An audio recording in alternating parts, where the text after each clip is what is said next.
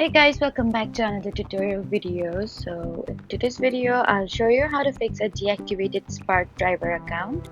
So if your Spark driver account has been deactivated and you can't accept deliveries, then just follow along. First, open the Spark driver app and check if you've received a message explaining why your account was deactivated. Some common reasons include expired documents, failed identity verification, customer complaints, policy violations, or background check issues. And if the app gives you the option to appeal, submit the appeal directly through the app and provide any requested information.